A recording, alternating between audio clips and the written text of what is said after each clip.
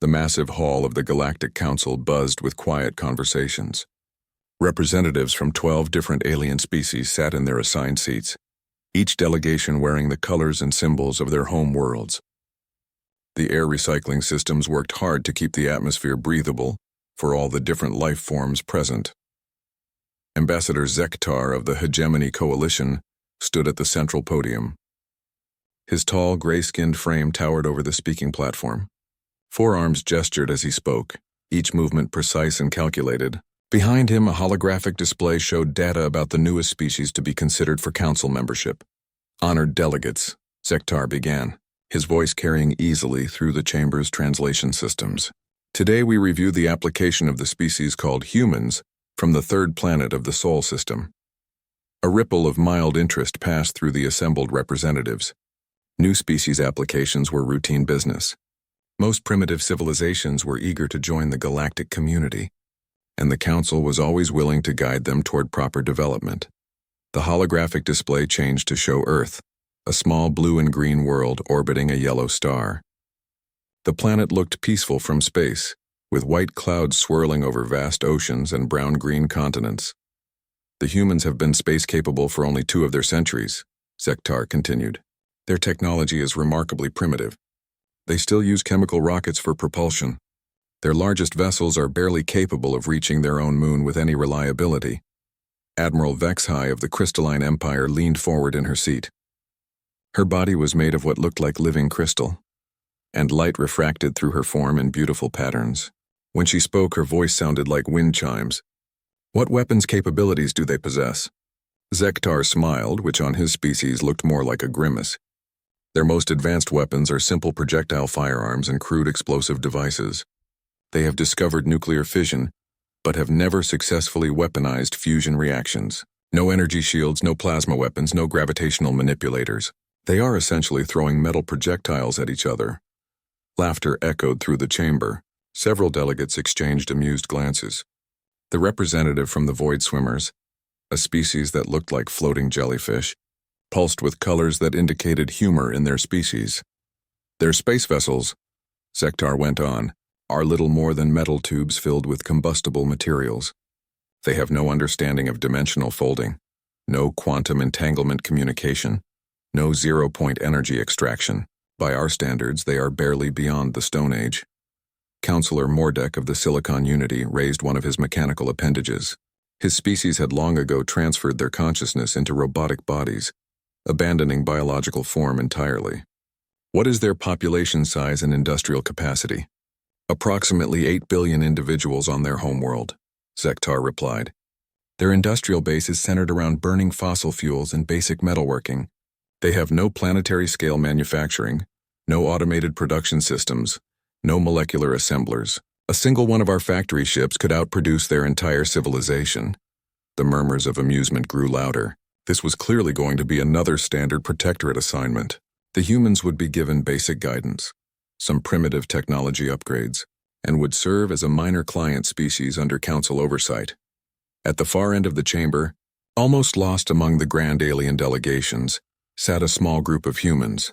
General Sarah Chen sat at the center of the human delegation, wearing a simple blue military uniform with minimal decorations. Her black hair was pulled back in a practical style, and her dark eyes observed the proceedings without expression. The other human representatives flanked her, scientists, diplomats, and military advisors. They all looked remarkably ordinary compared to the exotic alien forms surrounding them. Where other species displayed technological marvels, energy fields, or biological modifications, the humans appeared almost primitive in their simplicity. The human delegation requested this formal review, Zektar continued, seeking full membership status in the Galactic Council. However, given their technological limitations and military weakness, we recommend assigning them protected status under Section 847 of the Galactic Charter. Protected status was the Council's way of handling primitive species. They would be forbidden from developing advanced weapons. Their technology would be monitored and controlled, and they would serve as a client species under the guidance of more advanced civilizations. Admiral Vexhai stood up, her crystalline form catching the chamber's lights. I move that we classify this species as barely evolved primates playing with metal tubes. Their admission to full council status would be a waste of everyone's time. More laughter filled the chamber. The representative from the gas giant collectives, a being that existed as a controlled atmospheric storm, swirled in patterns that indicated agreement.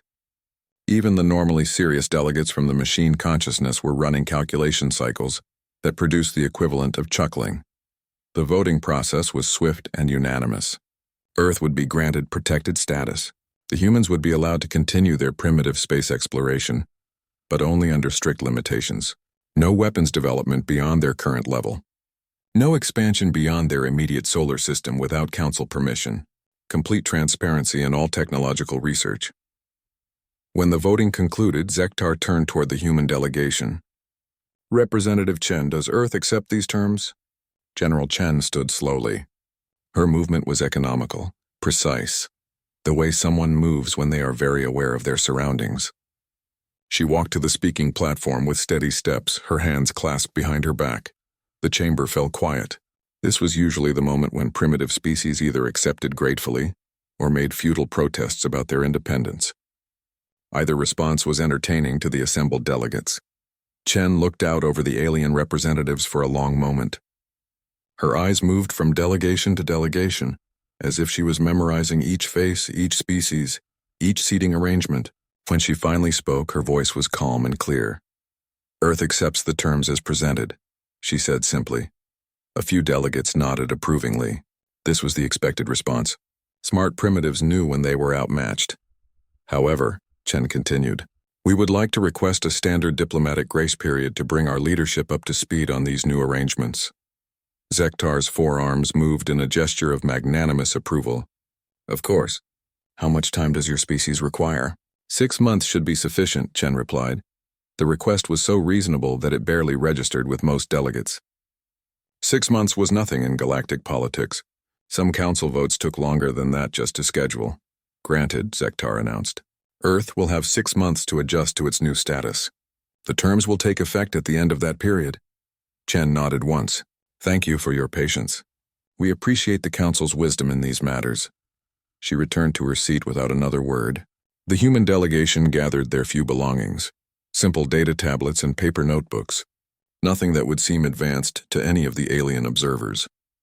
As the session ended and the various species began to file out, quiet conversations resumed.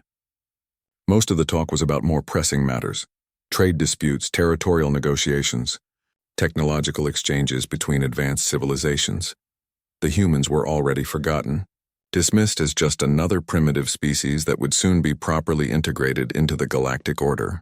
They had accepted their place without protest, which was always preferable to dealing with rebellious upstarts who thought they deserved more than they could handle. Admiral Vexhai paused as she passed the human delegation. She looked down at General Chen with something that might have been pity. Your species made the wise choice today, she said, her crystal voice tinkling. The galaxy can be dangerous for those who overestimate their capabilities. Chen looked up at the towering crystalline being and smiled, a small, controlled expression. Thank you for the advice, Admiral. We'll certainly keep that in mind. As the great chamber emptied, the humans were among the last to leave. They moved without haste, as if they had nowhere urgent to be. General Chen took one final look around the vast hall before following her team toward the exit. Behind them, the holographic displays powered down, and the great hall settled into quiet darkness. In 6 months, there would be another session to finalize Earth's protected status. Until then, the humans would return to their small blue world and adjust to their new reality as a minor client species of the Galactic Council. None of the alien delegates could have imagined that those 6 months would change everything they thought they knew about humanity. The small blue planet and its primitive inhabitants had been categorized, classified, and dismissed. The paperwork was already being filed. The galaxy continued its ancient rhythms, unaware that it had just made the largest miscalculation in its recorded history. 3 months had passed since the Galactic Council meeting. The bureaucratic machinery of 12 civilizations continued its slow work, processing trade agreements, territorial maps, and technology-sharing protocols. Earth's protected status was being prepared for final implementation, with all the proper documentation and oversight. Structures. But something strange was happening in the dark spaces between the stars. Captain Thexval of the Hegemony patrol ship, Dominant Wave, was the first to file an official report. His vessel was conducting a routine patrol along the outer rim when his sensor operator reported an anomaly. "Sir, I'm reading a massive energy signature moving through the Kethvar system," the sensor operator announced, his gray skin flickering with patches of concerned blue. "It's traveling faster than our fastest reconnaissance drones." Thexval moved to the sensor station, his four arms working quickly across the control surfaces. The readings made no sense. Whatever was out there was the size of a battle cruiser but was moving at speeds that should have torn apart any known material. "Full scan," he ordered. "All sensors, maximum range." The crew worked frantically for several minutes, but when they looked again, the signature was gone. Not fading, not moving away, simply absent as if it had never existed. Equipment malfunction, Thexval decided. Log it and continue patrol. But the same week, similar reports came from 3 other sectors. Captain Velnara of the Crystalline Empire reported tracking an object that seemed to vanish whenever she tried to focus her sensors on it. Commander Flux of the Silicon Unity filed a report about mass readings that appeared and disappeared without following any logical pattern. Admiral Vexhai reviewed these reports during her weekly intelligence briefing. Her crystalline form pulsed with annoyed red light as she read through the files. "Equipment failures," she announced to her staff. "Our detection systems are the most advanced in the galaxy. They can track a grain of sand at 10 light years. These phantom readings are obviously technical problems." Her intelligence chief, a newer model Silicon Unity android, processed the data for several seconds before responding. "Admiral, the probability of simultaneous equipment failures across 3 different technological systems is 0.000347%. "Then explain it," Vexhai demanded. "I cannot, Admiral. The readings suggest objects with mass and energy, signatures but no corresponding physical properties that match any known technology." Vexhai dismissed the reports and ordered increased maintenance on all sensor arrays. The galaxy had enough real problems without chasing sensor ghosts. 2 weeks later, the ghost mining station incident changed everything. The mining operation in the Kepler 442 system was one of the Crystalline Empire's most remote facilities. It employed 43 workers extracting rare minerals from the asteroid belt around a dead star. The facility was small, automated, and rarely visited except for supply runs. When the supply ship Prism Cutter arrived for its monthly delivery, the crew found something impossible. The mining station was completely functional, all systems operational, all equipment undamaged, all life support active. But there wasn't a single living being aboard. The station's security officer, Captain Morgeth, led the investigation team through empty corridors. The workers' personal belongings were still in their quarters. Meals sat half-finished in the cafeteria, some still warm. Workstations showed projects in progress as if everyone had simply stepped away for a moment. "Where is everyone?" asked Morgeth's lieutenant, her crystal body flickering with confused yellow patterns. They checked the security recordings. The footage showed normal activity right up until the final entry. Workers going about their daily tasks, operating equipment, having conversations. Then in the last frame of the final recording, something strange happened. The image flickered for just a moment. In that flicker, a shadow seemed to pass across the camera. Not the shadow of anything visible, but a darkness that moved independently. After that, the recording showed empty corridors and abandoned workstations. No alarms had been triggered. No distress signals had been sent. No signs of struggle or forced entry. 43 people had simply vanished without a trace. The investigation team searched for 3 days but found nothing useful. Medical scans detected no biological residue, no traces of decomposition, no signs that the missing workers had ever been harmed. They had simply ceased to exist at the exact moment that shadow passed across the security camera. Similar incidents began occurring across multiple sectors. A research station studying quantum mechanics went silent overnight. A diplomatic courier ship was found drifting in space undamaged but empty. A military observation post reported strange readings moments before all communication ceased. The pattern was always the same. Facilities found intact and operational, but completely abandoned. Sometimes there were brief shadows on security recordings. Sometimes there were no recordings at all. just missing time where footage should have been. The reports accumulated on Admiral Vexhi's desk faster than her staff could investigate them. Each incident was stranger than the last, and none of them made any sense according to known science or military tactics. "It has to be raiders," insisted Colonel Hextar during a high-level meeting of Crystalline Empire military leaders. "Some unknown species using advanced stealth technology." "Raiders don't leave everything untouched," Vexhi replied, her crystal form pulsing with frustrated orange light. "Raiders take things. They leave signs of their presence. These places are pristine except for missing people." General Quavron of the Hegemony Coalition attended the meeting via quantum communicator. His image flickered slightly due to the vast distance involved. "We've increased patrols in all affected sectors," he reported. "Our ships find nothing. It's as if these incidents happen in spaces between our surveillance networks." "That's impossible," Vexhi stated firmly. "Our combined sensor networks cover every cubic meter of civilized space. Nothing larger than a meteorite can move without us detecting it." But even as she spoke, another report was being filed in a distant sector. The crew of a science vessel studying stellar formation had observed something that shouldn't exist. An object that registered on mass detectors but was completely invisible to all other sensors. When they tried to intercept it, the object simply wasn't there anymore. The Galactic Council's Intelligence Division began compiling classified reports. Analysts from all 12 species worked together, sharing data and trying to find patterns. Their conclusion was disturbing.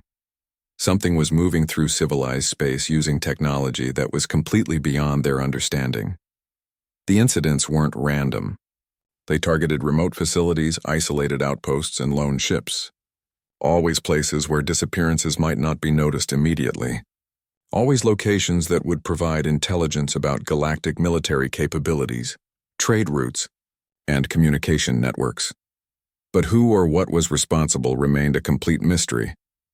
Admiral Vexhi stood in her command center, looking out at the stars through the massive transparent aluminum windows. Somewhere out there, something was watching them, something that could move unseen through space, bypassing the most advanced detection systems in galactic history.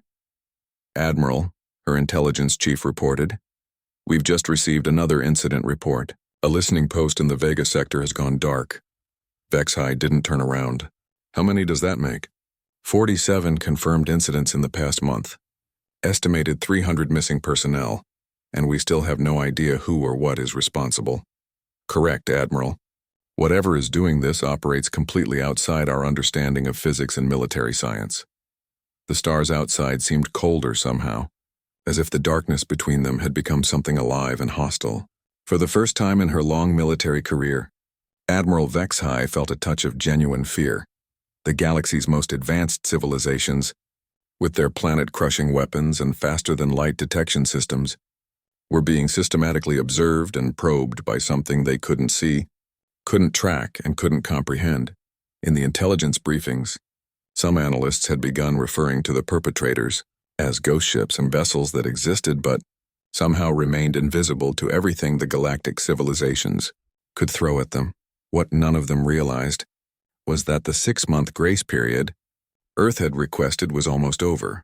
Soon, General Chen would return to the Galactic Council to finalize humanity's protected status, and when she did, she would have some very interesting things to share about those mysterious disappearances that had been troubling the galaxy's most powerful military forces. The ghosts in the void were preparing to reveal themselves, and the revelation would shatter everything the galaxy thought it knew about power, technology, and the small blue planet whose inhabitants had been dismissed as primitive creatures playing with metal tubes. The Great Hall of the Galactic Council looked exactly the same as it had 6 months earlier. The same curved seating arrangement, the same holographic displays, the same air recycling systems working to accommodate 12 different species. But there was tension in the air that hadn't been there before. The mysterious disappearances had continued throughout the 6-month period. 68 incidents now filled the classified files. Over 400 beings had vanished without explanation. Patrol fleets had been increased, sensor networks had been upgraded, and military alerts remained active across all major sectors.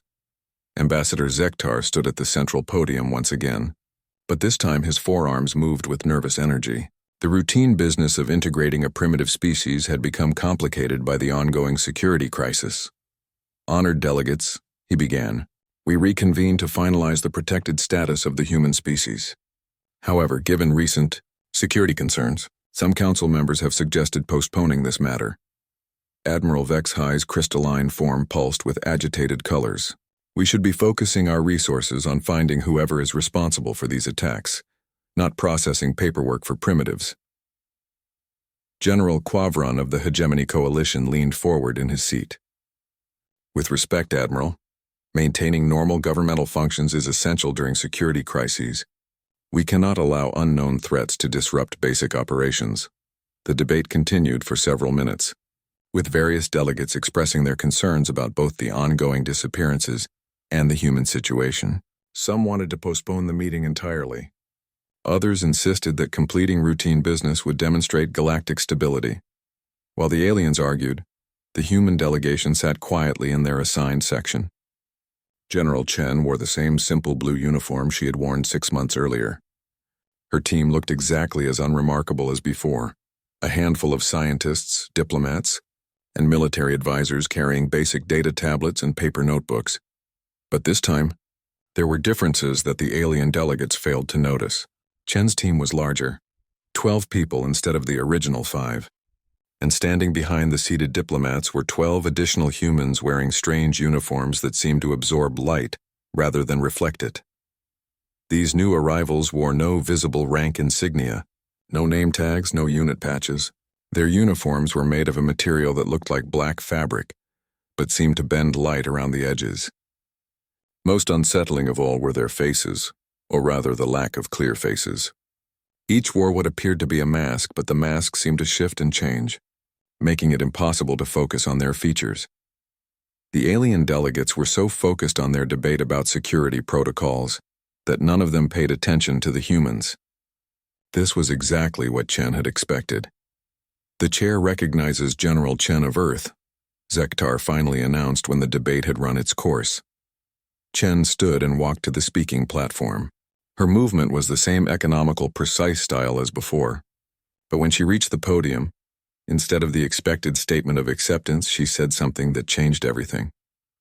"Thank you, Ambassador Zektar. Before we proceed with the formalities, I believe the Council would be interested in some information we've gathered during our grace period." She gestured to one of her team members, who activated a portable holographic projector. The device was small and unremarkable, the kind of simple technology that a primitive species might develop, but the images it displayed were anything but primitive. The first hologram showed the interior of Admiral Vexhi's personal command center aboard her flagship. The image was crystal clear, showing details that should have been impossible to capture. Security codes were visible on data screens. Personal communications were displayed on her private terminals. Even her personal journal, written in the Crystalline Empire's most classified script, was clearly readable. Admiral Vexhi's crystalline form flashed brilliant red with shock and anger. "This is impossible. Those are classified areas aboard my ship. No alien technology could penetrate our security." Chen nodded calmly. "You're correct, Admiral. No alien technology could do this." She gestured again and the hologram changed. The new image showed the deepest levels of the Hegemony Coalition's primary military headquarters. Secret weapon development laboratories were visible in perfect detail. Prototype starships that existed only in classified blueprints appeared on the projection, as if someone had been standing in the room with a camera. Ambassador Zektar's forearms trembled with shock. How did you obtain these images?" "We took them," Chen replied simply. "During the past 6 months, human observation teams have visited every major military installation, every classified research facility, and every secure government building belonging to all 12 council species." The chamber erupted in chaos. Delegates shouted questions and accusations in a dozen different languages. Security alarms began sounding as each species' military leaders realized the implications of what they were seeing. Chen waited for the noise to subside before continuing. "We've also been present during 17 of your highest classified council sessions, including the emergency meetings about the recent disappearances." A new hologram appeared, a perfect recording of Admiral Vex High's classified briefing about the ghost ship incidents. Every word was captured clearly, including details that had been restricted to only the highest levels of galactic military leadership. General Quavron's face had gone pale. "You're claiming responsibility for the disappearances?" "Not disappearances," Chen corrected. "Temporary relocations. All missing personnel are safe and unharmed. They've been guests aboard human vessels while we conducted our observations." The implications hit the assembled delegates like a physical blow. The mysterious incidents that had terrified the galaxy's most advanced military forces had been caused by the primitive species they dismissed as barely evolved primates. Counselor Mordek of the Silicon Unity ran rapid calculations before speaking. His mechanical voice carried overtones of disbelief. "The technology required for such operations is centuries beyond what your species displayed 6 months ago." Chen smiled, the same small, controlled expression she'd shown before. "Everything you observed 6 months ago was accurate. Those were genuine examples of our civilian technology. However, the Council never asked about our military capabilities." She gestured toward the 12 masked figures standing behind the human delegation. "The Terran Shadow Fleet has been operational for over 2 centuries. We've been exploring the galaxy, cataloging civilizations, and studying military technologies since before most of your species achieved faster-than-light travel." Admiral Vex High's crystal form was pulsing with colors that indicated extreme agitation. "That's impossible. Our sensor networks would have detected any vessels." "Your sensor networks are impressive," Chen agreed. "They can indeed track objects as small as grains of sand across vast distances. But they're designed to detect conventional matter and energy. They can't see ships that exist in a state between dimensions." She nodded to another team member who began displaying technical diagrams. The images showed vessel designs that seemed to violate several fundamental laws of physics. Ships that could phase in and out of normal space, weapons that could manipulate gravity itself, propulsion systems that folded space-time like paper.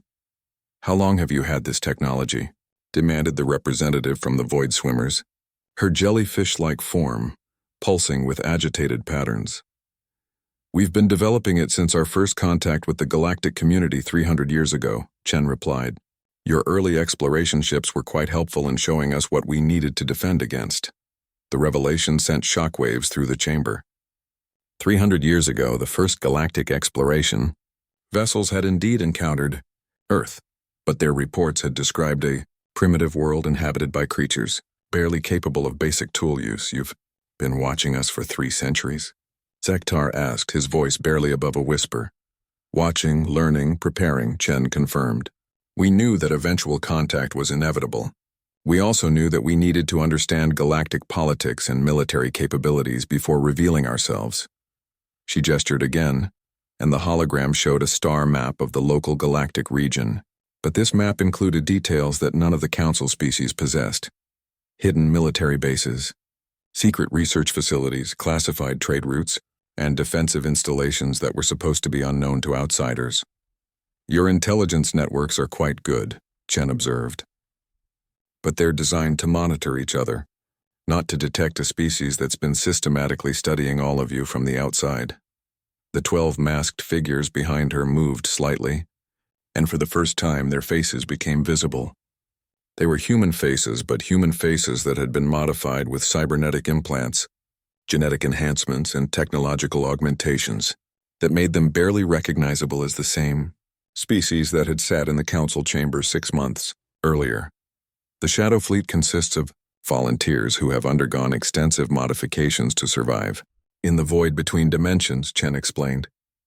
They've spent decades aboard ships that exist outside normal spacetime, observing and recording everything that happens in civilized space. Counselor Mordek processed this information for several seconds before speaking again. The silence in the Galactic Council chamber stretched for long moments. Delegates from 12 civilizations stared at the human presentation with expressions ranging from shock to outrage to fear. The holographic displays continued showing impossible images, classified facilities, secret weapons, private communications that should have been beyond the reach of any outside force. Ambassador Zektar was the first to recover his voice. His forearms gestured wildly as he spoke. These claims are extraordinary, but we need more than stolen intelligence images. Anyone could fabricate holograms. Where is your proof that humanity possesses the military capabilities you describe? Murmurs of agreement rippled through the chamber. Several delegates nodded, seizing on this reasonable demand. Visual evidence could be faked. Real proof would require demonstration. General Chen looked around the chamber with the same calm expression she'd maintained throughout the revelation. You want proof, Ambassador? Absolute proof, Admiral Vexhai declared, her crystalline form pulsing with angry red light. Your species has made claims that violate everything we know about physics and military science. Extraordinary claims require extraordinary evidence. Very well, Chen replied. She turned slightly toward the 12 masked figures standing behind her delegation. Shadow Command, initiate demonstration protocol 7. One of the masked figures raised a device that looked like nothing more than a simple communications tablet. His fingers moved across its surface in a complex pattern. Then he nodded once to Chen. What was that supposed to accomplish? General Quavron demanded. We saw nothing. Chen checked a small timepiece on her wrist. Give it 60 seconds.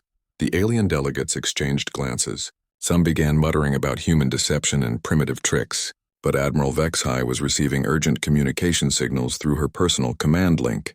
Her expression changed from anger to confusion to alarm. Admiral? Prompted Counselor Mordek. What are you receiving? My flagship is reporting. Impossible readings, Vexhai said slowly. All defensive systems have shut down simultaneously. Blast doors are opening without authorization. Security barriers are retracting. Before she could continue, General Quavron jerked upright in his seat. His own communication system was flooding with emergency signals. The Hegemony primary military base is reporting the same phenomena. Every security system is responding to unauthorized commands. Around the chamber, similar reports began flooding in. Each delegate's personal communication system carried urgent messages from their home military forces. Defensive grids were powering down. Classified access codes were being overridden. Secure facilities were opening their most protected areas without explanation. This is happening simultaneously across all our territories, whispered the representative from the gas giant collectives, her atmospheric form swirling with patterns of amazement and fear. Chen checked her timepiece again. 30 seconds remaining. The reports continued pouring in from across the galaxy. Every major military installation belonging to all 12 Council species was experiencing identical phenomena. Weapons systems that had never malfunctioned were shutting down in perfect coordination. Communication networks that operated on completely different technologies were all receiving the same override signals. How is this possible? Demanded Zektar. Our systems use different programming languages, different encryption methods, different hardware architectures. Nothing could interface with all of them simultaneously. Time, Chen announced quietly. Across the galaxy, the strange malfunctions stopped as suddenly as they had begun. Defensive systems came back online. Blast doors sealed themselves, security barriers reactivated, but the damage to galactic confidence was complete. Because on the command bridge of every capital ship, in the control room of every orbital platform, and at the security station of every planetary defense grid, something had been left behind. Admiral Vexhai's personal communicator showed her the image first. On the main display screen of her flagship's bridge sat a small metallic sphere, about the size of a human fist. It hadn't been there moments before, and her security scans showed no trace of how it had arrived. Admiral, her ship's security chief reported through the communication link, we have an unknown object on the bridge. All scans show it appeared simultaneously with the system malfunctions. Similar reports came from every military installation in civilized space. Thousands of identical spheres had appeared in the most secure locations across 12 different species territories, all at exactly the same moment. All in places that should have been impossible to reach. The spheres began to activate. A low humming sound filled command centers across the galaxy, as each device projected a holographic message. The same message appeared simultaneously in every location, translated perfectly into each species' native language. You have been tagged, the messages read. This was not an attack. This was a courtesy. The implications were staggering. In a coordinated operation spanning thousands of light years, human forces had simultaneously bypassed the most advanced security systems in galactic history. They had placed physical objects in locations that should have been unreachable, and they had done it without causing any permanent damage.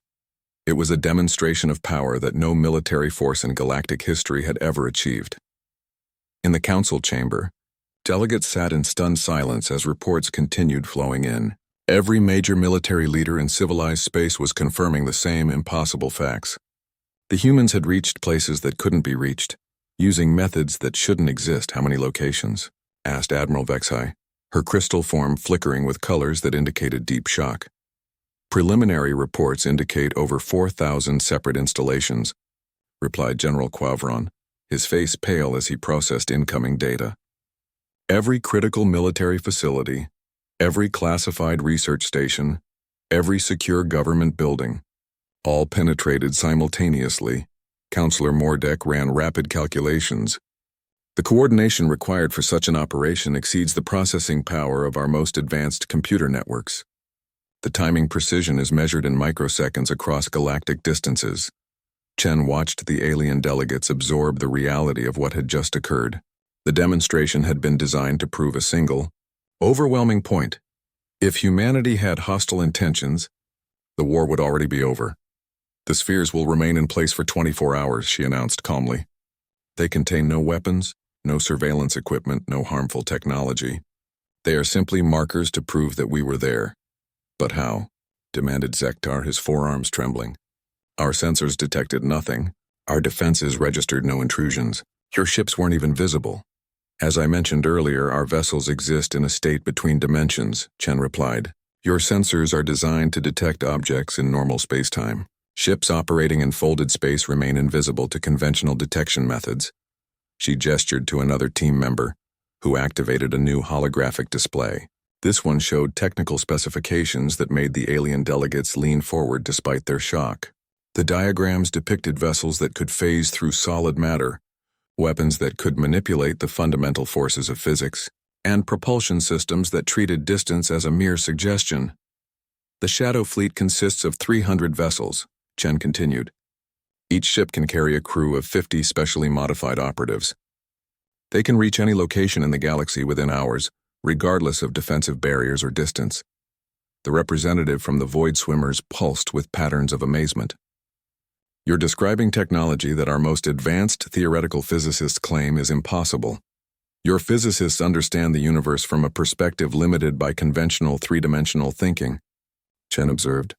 When you learn to manipulate higher dimensions, many supposedly impossible things become routine operations. Admiral Vexai struggled to process the enormity of what she was hearing. You're saying that at any moment, without warning, your forces could appear aboard any ship, inside any facility, anywhere in civilized space? If we chose to, yes, Chen confirmed. The demonstration you just witnessed required no violence, no destruction, no permanent damage. We simply wanted to prove that your defenses, while impressive against conventional threats, cannot stop forces that operate outside the normal rules of physics. The chamber filled with urgent whispered conversations as delegates consulted with their military advisors and intelligence chiefs. The same questions were being asked across all 12 civilizations. How do you defend against an enemy that can appear anywhere without warning? How do you fight ships that can't be detected? How do you protect installations that can be penetrated by forces moving through higher dimensions? General Quavron finally voiced the question that everyone was thinking. What do you want from us? Chen's expression softened slightly. That's the most important point, General. We don't want to conquer you. We don't want to rule you. We don't want to destroy your civilizations or steal your territories. She paused, looking around the chamber at the frightened faces of the alien delegates. We want to protect you, all of you, because their Soeces has been engaged in a massive intelligence. The holographic display showed images that chilled every being in the Galactic Council chamber. Vast dark shapes moved through the void between galaxies like living shadows. Where they passed, star systems simply ceased to exist, not destroyed, not scattered but consumed entirely, leaving behind empty space where billions of years of stellar evolution had once burned bright. General Chen stood quietly while the alien delegates absorbed what they were seeing. The images came from human deep space monitoring stations positioned far beyond the galactic rim, in the cold darkness between galaxies where no other civilization had thought to look. We call it the Devour, Chen said simply. Our long-range sensors first detected it 43 years ago. when it consumed the Andromeda Galaxy's outer spiral arms. It's been moving steadily toward our galaxy ever since. Admiral Vexhi's crystalline form pulsed with colors indicating deep analysis and growing horror. How large is this threat? Current estimates suggest a mass equivalent to 3 million standard dreadnoughts, Chen replied. But mass isn't the real problem. The Devour doesn't operate like conventional military forces. It doesn't conquer planets or fight battles. It simply absorbs matter and energy on a stellar scale. The representative from the gas giant collective swirled with patterns of panic. Why haven't our own deep space sensors detected this threat? Because you've been looking inward, Chen explained patiently. All 12 Council civilizations focus their sensor networks on monitoring each other, tracking trade routes and watching for internal threats. Your most powerful detection arrays point toward the galactic core, or along the spiral arms where your territories intersect. She gestured to the holographic display, which shifted to show the positioning of the various species' monitoring stations. The pattern was clear. A complex web of sensors designed to watch for threats from other galactic civilizations, but with massive blind spots in the directions where no intelligent life was expected. Humanity took a different approach, Chen continued. When we first detected signs of galactic civilization 3 centuries ago, we realized we needed to understand threats from all directions. We positioned monitoring stations in the void spaces between galaxies, in dark matter streams, and along trajectories that other species ignored. Counselor Mordek processed this information with mechanical precision. You've been preparing for external threats while we've been focused on internal politics. Exactly, Chen confirmed. And now that external threat is less than 18 months away from the galactic rim. The chamber erupted in alarmed conversations. 18 months was nothing in galactic military terms. It would take longer than that just to coordinate a meeting between all 12 species' military commands, let alone develop new defensive strategies. Ambassador Zektar's 4 arms gestured frantically. Even if this threat is real, why should we trust you? You've spent centuries deceiving us about your capabilities.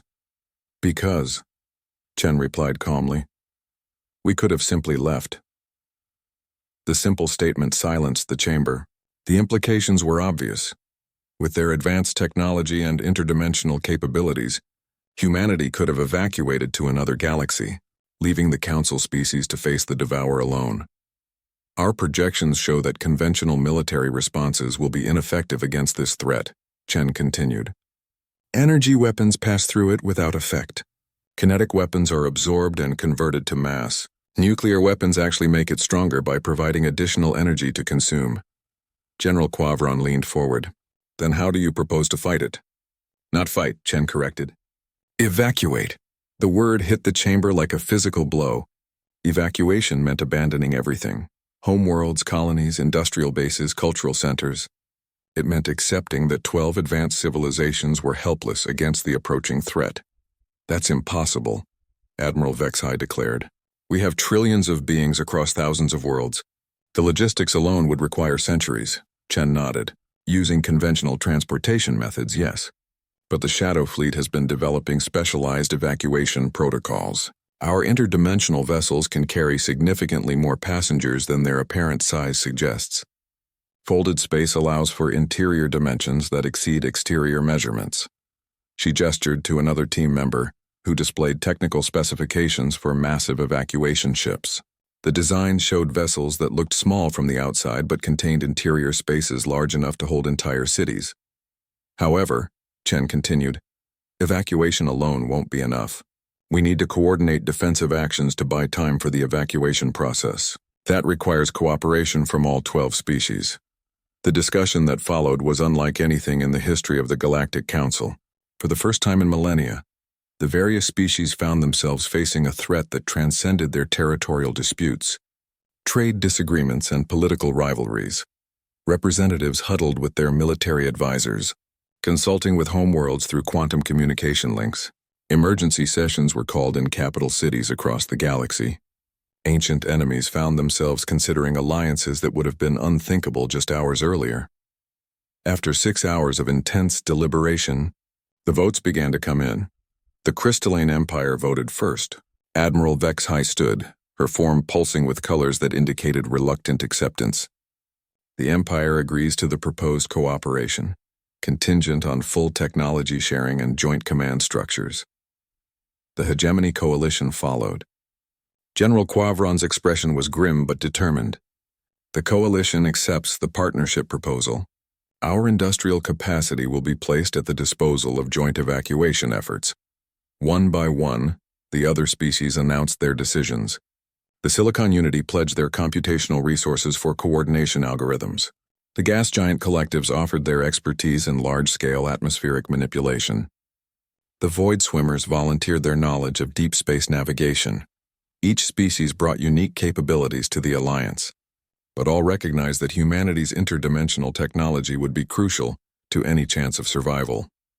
When the voting concluded, the result was unanimous. All 12 Council species agreed to the unprecedented partnership with humanity, but Chen wasn't finished with her revelations. "There's one more thing you need to understand about our offer," she said as the chamber settled into surprised silence.